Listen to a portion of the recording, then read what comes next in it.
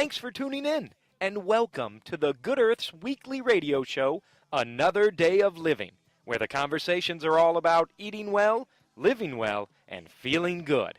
And now, here's your host, Alex Litwack. That's why I'm telling you, I just want to celebrate, yeah. Another day of living, yeah. I am on a field trip to a really cool place. I am at Sugarbush Farms, and I am with Jen Reisenbeckler. She is one of the owners here. It's a beautiful blue sky day. Thank you, Jen. You're most welcome. We're glad to have you. Did you make this happen, this blue sky day? Because it feels like it. Well, I did my rain dance last weekend, and it didn't work. So I feel like it owes me now. So yes, I'll take credit. Yes. So we are standing near the sugar maple trees, but let's just talk about this farm a little bit. This farm has been in your family for a while. Yes, since 1977. Okay. So quite a while now. And my parents started it as a small backyard operation. My dad actually moved here without any plans to make maple syrup. And he had a friend that he went to school with at Rose-Homan that came down and knew how to make syrup from his family. And so they walked around in the woods, and they figured out that there was actually a natural grove of trees here, about 2,000 maple trees, which is on the other side of the road from where we're standing right now. And it's really important to have that natural grove of trees because maple trees grow really slow. So you can't transplant maple trees and then expect to make maple syrup in 5 years. So they figured out that there was a lot of maple trees over there. They started it as a backyard operation, and it's just grown and grown and grown since then. That's amazing to have found that grove of trees. It was happenstance. But Yeah. It was kind of like fate, you know. He started it, and then he got addicted to it. So.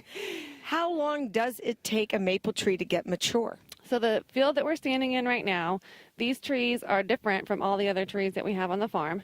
These trees were actually brought in by my dad as a nursery. Started just a couple of feet from where we're standing. And he purchased these. They're hard sugar maples that are supposed to yield an extra high sugar content. So we started out with, I believe, 300 of these that he had transplanted. I don't think they all made it. It's hard to count exactly how many we have left. But he planted these in 1983 as saplings. And how So tall it are they takes now? A long time. Yeah. They're pretty tall, but they're still very small in their trunk. When you look at a tree and you're thinking about tapping it for the first time, you want it to be at least 8 inches in diameter to put one tap in it. So if you're looking in your backyard or on your property and you're thinking, well, I might want to try this myself, you want to look for sugar maples. And again, I say sugar maples, but they don't have to be sugar maples. If you have a maple tree on your property, you don't have to differentiate between sugar maple or water maple or silver maple. They'll all yield a sweet sap. I had no idea. Yeah. The hard sugar maples, though, they yield the highest sugar content. So when you're producing on a bigger scale like we are, that's what you're after. Here we are at a tree that is more than 8 inches in diameter. Yes. So is this 30 inches in diameter, maybe? So you would measure across. So I would say this one's more like maybe 15 inches. Oh, so okay. So Yeah. clearly I have no judgment on distances. Yeah. So we put one tap in the smaller trees. We have some out in the woods that are so big that if you and I stretched our arms out and tried to link arms around them, we couldn't. And so those trees will get up to 4 taps. We don't put any more than 4 taps on a tree. All right, let's talk about the tap because I see something here, and it's stuck into the tree. Is it plastic? Yes, that's a plastic spile. It's specifically designed for collecting maple syrup out of a tree, or I should say maple sap, because a common misconception is that syrup runs out of these trees, and it doesn't. It's a very watery substance that comes out. So that's a 5/16 inch spile. It's the smallest spile that they make. It's called a tree saver spile, and it's designed for trees that are going to be tapped every year. And it's a little bit more expensive, but it allows us to drill a smaller hole into the tree, which lets it heal itself over faster at the end of the season. So you're drilling a hole, with an actual drill bit on it. Correct. And putting in this plastic piece. Do you take it out at the end of the season? Yes, and then the tree heals itself. And actually, the tree will start to heal itself with the spile still in it. So you can't tap a tree and leave it tapped for 3 months and think you're going to get sap the whole time. After about 6 weeks, the tap hole will start to dry up and the tree will heal around the tap. So they really only last for 4 to 6 weeks. I mean, I'm looking at the height of this tree, and where you've placed the tap, and then you have tubing running from it. How do you judge where to put the tap? So How high up? If you look over here, you'll see there's a larger blue main line that runs down the field. You want your taps to be higher than that main line so that gravity helps you. We try to tap, and again, also, you want the guys that are out here tapping these trees, they're going to tap 700 trees in a day, and so they're going to get tired. So you don't want them tapping way above their head or having to bend down to tap the trees. Generally speaking, it's going to be about a comfortable height for somebody to tap the trees. We actually now use just like a DeWalt drill with a drill bit on it. We have a generator, and we'll power a bunch of batteries during the day, so they can change out the batteries. But again, if you're going to try this at home, you don't need anything special. Just a DeWalt drill with a 5/16 inch drill bit will do the trick. All right, so you've got the head of the tap is here. You've got tubing going down. Correct. And when they come along to tap a tree, is it literally just opening up a spigot? So so they'll tap into it and they'll tap the spile in. We do try to tap the trees while the sap is running. We don't want it to be too frozen, or else the trees will split. So generally speaking, yeah, you open up the hole and sap will run out.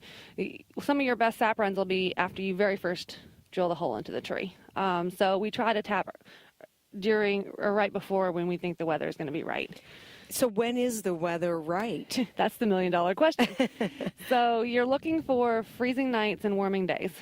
And Okay. you need it to freeze every so often. So if it stays warm like it has, our last real good sap run was February 20th and 21st. And then we got to nights where it just didn't freeze for so long. And it's starting to freeze again now, but the sap's already started to change. So once the tree starts to bud out and it knows that it doesn't need all that sugar in its roots to feed the buds when it's cold, instead of being sweet and sugary, it'll start to turn cloudy and milky. And you actually can't boil it down anymore to make syrup. So that change has already started since we've had so many nights in a row that hasn't froze. Oh, these trees are so smart. Smart would be one way to put it. Maddening could also be another way to put it. Yeah. As you get closer to the end of the season, too, as the sugar content diminishes, you have to have so much sap to make a gallon of syrup that right now we'd be running about 80 gallons of sap for 1 gallon of syrup. It's almost not even worth it at that point. All right, so back me up, though. Here at this one tree, when Yes. you tap it, how much liquid are you going to pull out in one tapping? So I'm going to use a different example than this tree. Okay. Just because we have so many trees tapped, and it's really hard for us to narrow it down and say, this singular tree gave us this much sap. Okay. Instead, I'm going to use my brother-in-law as an example. He has one singular maple tree in his backyard. He put 4 tap holes in it. He got almost 100 gallons of sap out of it this year. So he gave us the sap, but he would have made a little bit over a gallon of syrup out of that one singular tree, which was a huge amount. Now, he did have 4 tap holes in it, but he got a lot of sap out of that single tree.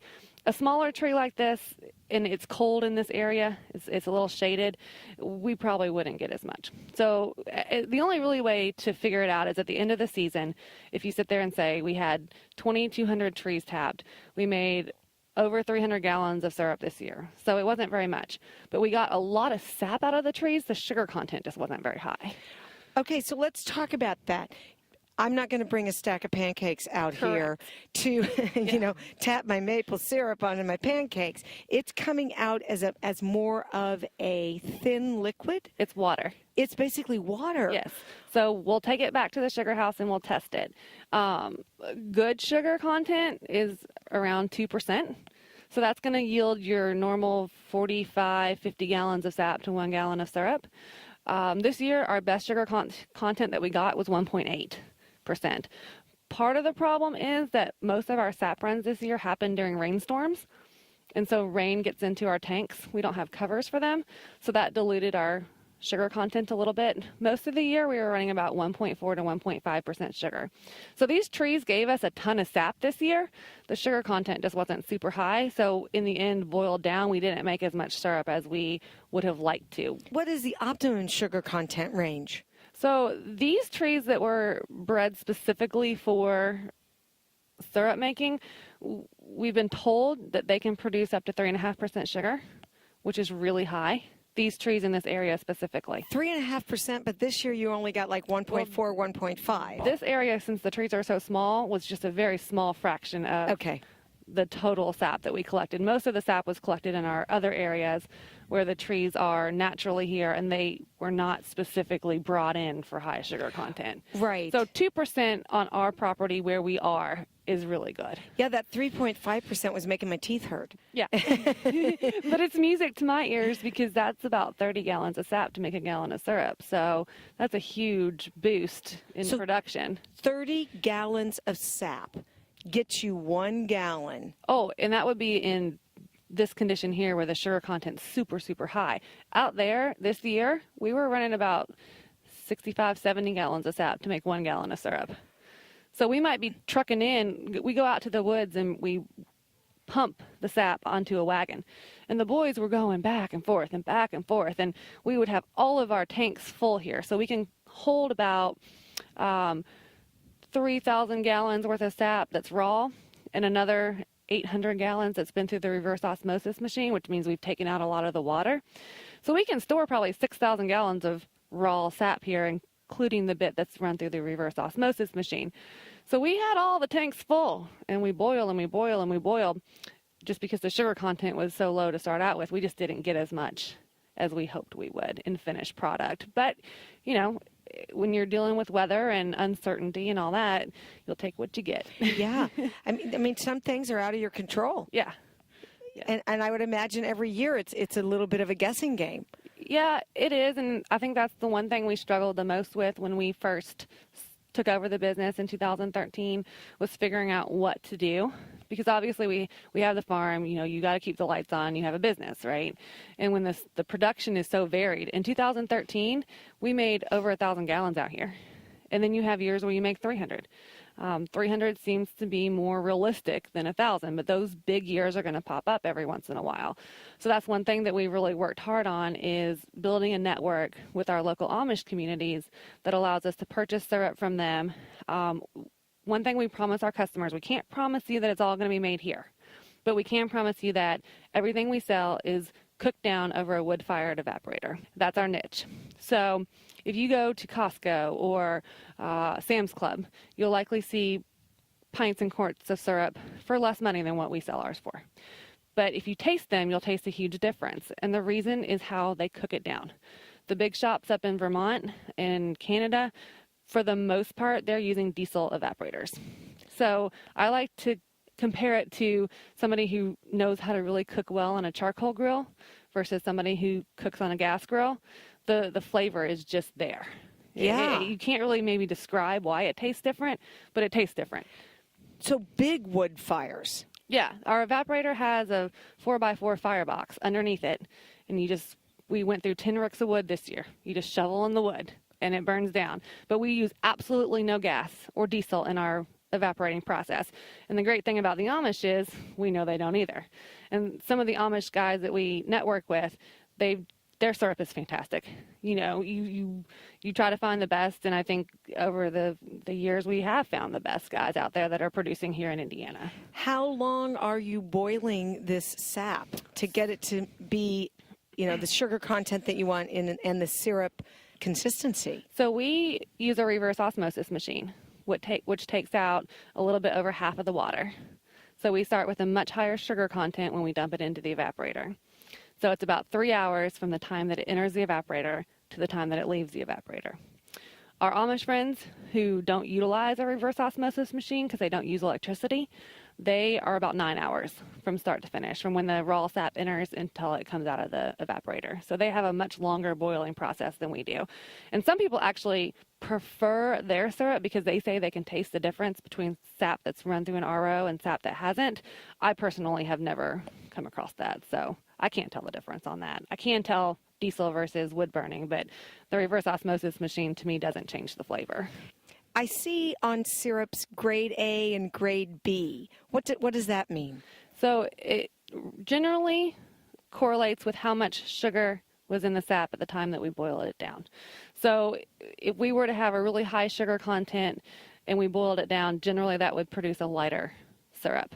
And this year, for an example, we don't have any of that lightest grade available. We just didn't make any. Nobody in this area made any. And that's another thing that we're real careful about. If we didn't make it, we don't sell it. You know, if we didn't have that grade this year, we didn't have that grade this year. We do our best, but we obviously have no control over how much of each grade we're going to make. So, sometimes you'll come down here and you might see a lot of the dark amber. Sometimes you might come down here and see a lot of what used to be grade B and is now very strong dark taste since the FDA changed the names on us. It varies from year to year, but this year we made darker syrup because we had low sugar content, which for our customer base, that's pretty good because they like the darker stuff. One thing we do, like at the end of the season this year, we made about 75 gallons worth of really dark syrup. And instead of bottling that straight, it's a little too dark, I think, for anybody's taste. Instead of bottling that straight, I'm able to mix that with some stuff that we made mid-season that's a little bit lighter.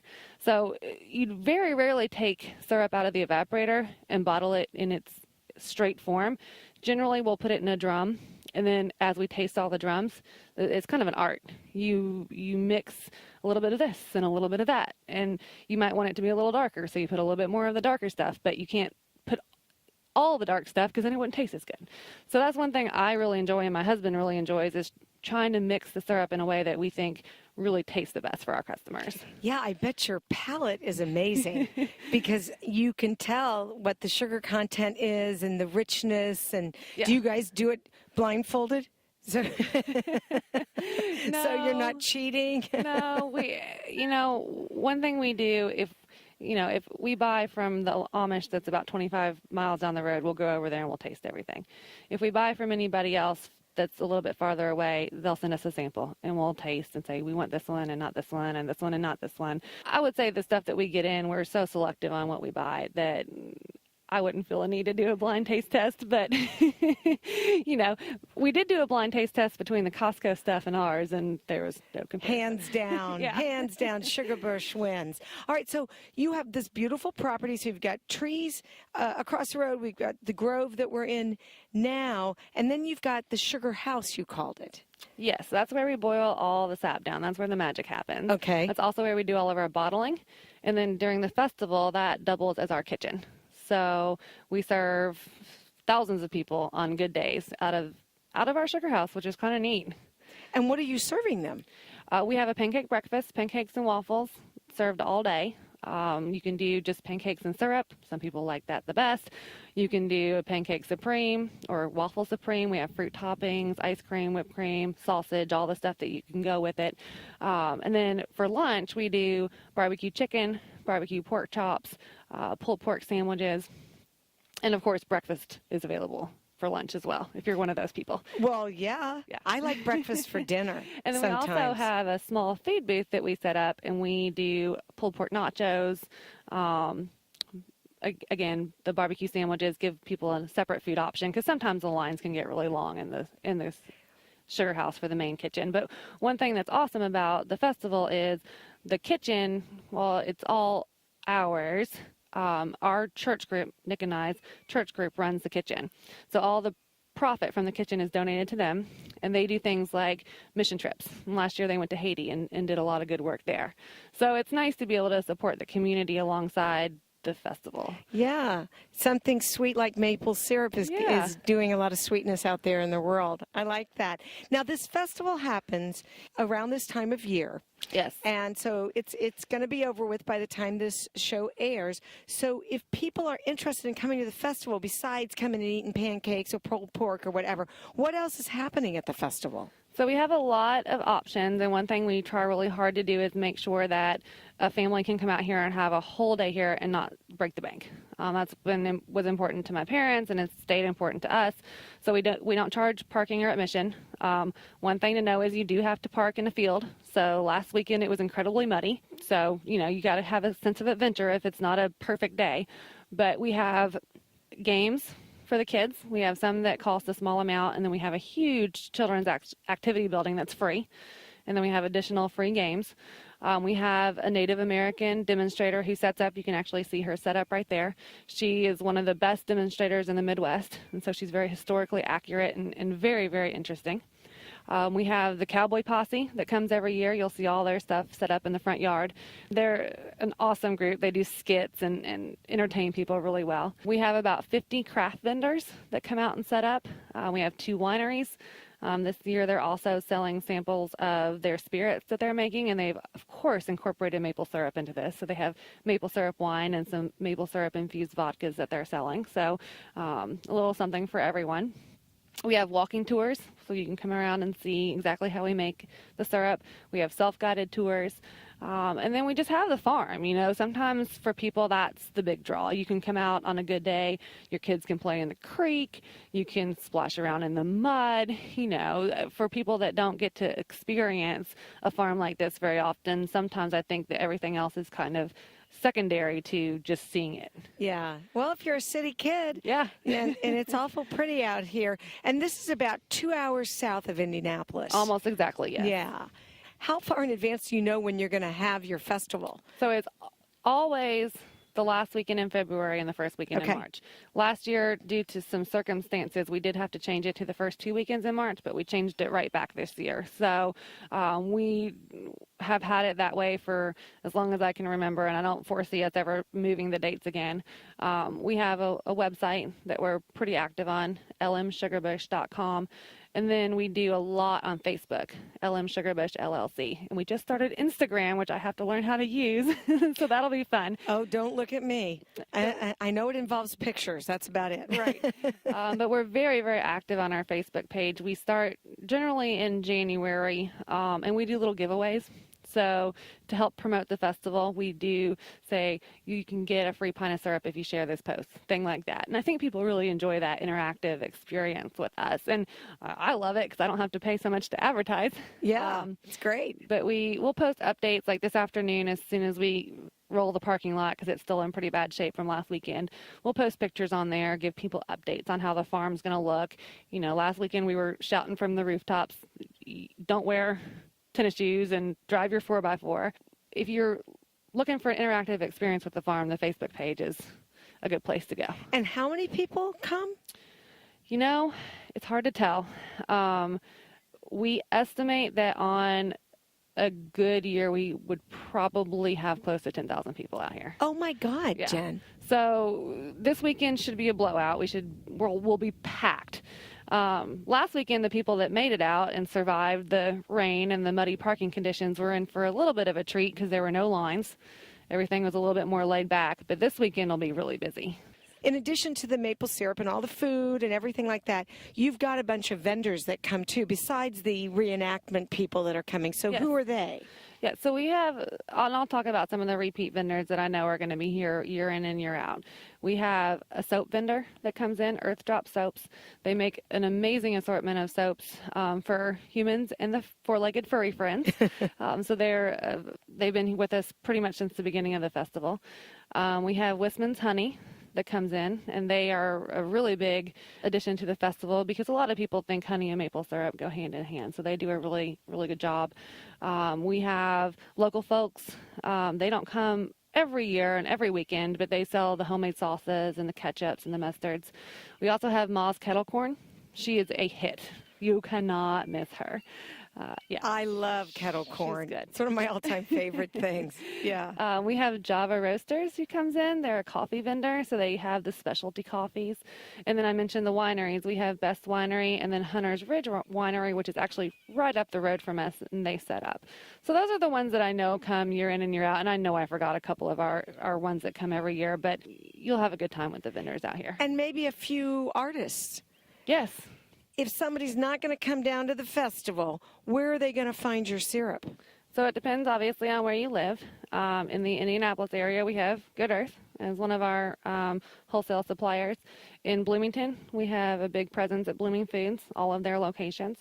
In the Louisville area, we have North End Cafe. So they're more of a breakfast type location. But most people in Louisville will either drive out to the farm or we always do mail orders. And we can mail anywhere. Most of our syrup will fit in a flat rate shipping box. so you're not going to pay terribly much to have it shipped. And then we're open at the farm by appointment as well. So. Well, I'll tell you, if you want to drive down and see just a beautiful space to be in, and there have been hawks talking Yes. since Jen and I have been talking, and it's just a really cool thing to see where that maple syrup actually comes from.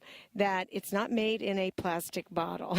No. No. And there is no syrup spigot, unfortunately. No, there is not a syrup spigot. Anyway, thank you, You're Jen, most for being welcome. a part of the show. And again, the website is lmsugarbush.com. lmsugarbush.com, or find them on the Facebook page. LM Sugarbush LLC. All right, well, let's hope we bring a lot of people out next year to the festival. It'd be great. Look forward to it. Well, life on the farm is kind of laid back. Ain't much an old country boy like me can't hack. It's early to rise, early in the sack. I thank God I'm a country boy. Well, a simple kind of life never did me no harm. Raising me a family and working on the farm. Days are all filled with an easy country charm. Thank God I'm a country boy. Well, I got me a fine wife, I got me old fiddle. When the sun's coming up, I got cakes on the griddle. Life ain't nothing but a funny, funny riddle. Thank God I'm a country boy. The Good Earth, located in Broderpool Village, is in its 47th year of providing organic foods, spices, herbs, teas, essential oils, and toxin-free body care products. Did you know we also carry healthy footwear, like Birkenstocks and Earth shoes? And with over 10,000 different nutritional supplements, our knowledgeable staff will be able to help you find just what you need. We're open Monday through Saturday, 9 a.m. to 8 p.m., and Sundays, 11 a.m. to 6 p.m. And our web store is good-earth.com.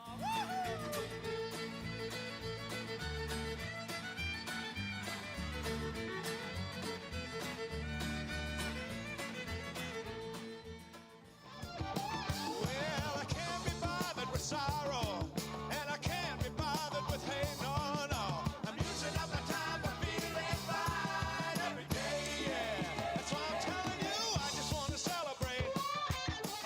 That's our show. Next week, it's Bob and Rudy with another day of music. I hope you'll join them for all the fun. Did you know that Good Earth has a brand new website at good-earth.com? And if you've missed a show, you can find it at goodearthradio.com. Thanks so much for tuning in. This is Alex Litwack. Have a great week. The happiest half hour of your day has been brought to you by the Good Earth Natural Food Company, keeping Indy healthy since 1971.